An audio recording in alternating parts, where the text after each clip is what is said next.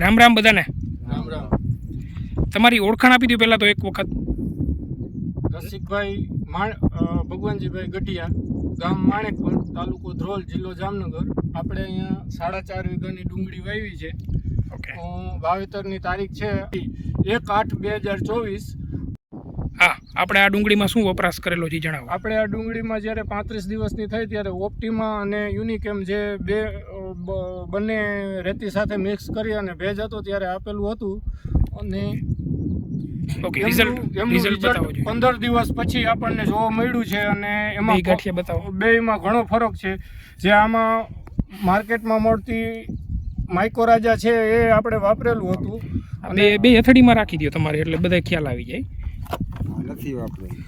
Optima એ બાજુમાં રાખી દો. વપરાશ આમાં કર્યો છે ને? ઓપ્ટિમા અને યુનિકેમ વાપરેલું છે અને આ જે વસ્તુ છે એમાં ખાલી માઇકોરાજા વાપરેલું છે, પણ એનો આપણે ડિફરન્સ અને અંતર ઘણું બધું જોવા મળે છે. શું વજનમાં શું ફેર લાગે છે? હાથમાં રાખ્યું વજનમાં છે ફેર તો? છે અને મૂળિયાની સાઈઝ પણ સારી એવી લાંબી થઈ ગઈ છે. જે ઓપ્ટિમા અને યુનિકેમ નથી વાપરેલું એમાં થોડી ઓછી દેખાય છે. ઓકે, તો તમને આ બંને વસ્તુ વાપરવાથી ફાયદો કેવો લાગ્યો? બાજુમાં જે માઇક્રોરાઇઝર વાપર્યું હતું સાદું, એમના કરતાં આનું રિઝલ્ટ સારું છે અને ફાયદો લાંબા ગાળે આનો હજી પણ વધારે ફાયદો થશે એવું દેખાય છે. બરાબર. તો બીજા ખેડૂતોને આપણે શું ભલામણ કરશો તમે? બધાને જે ડુંગળી વાવતા હોય એ ખેડૂતોને મારી એટલી ભલામણ છે કે આમાં જાજુ ન કરે તો અડધામાં ટ્રાયલ કરે એટલે એમને 20 દિવસ પછી આમનો ડિફરન્સ દેખાશે.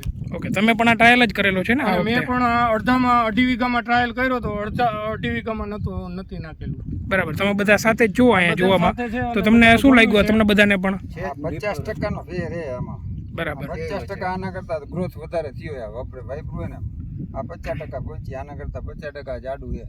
ઓકે, તો તમને બધા પણ આમાં રિઝલ્ટ સારું દેખાણું. હા, સારું છે. એ તો આ નજર સામે જ દેખાય છે. અહીંથી આપણે ઊભા છે ને અહીંયાથી વપરાશ વાળું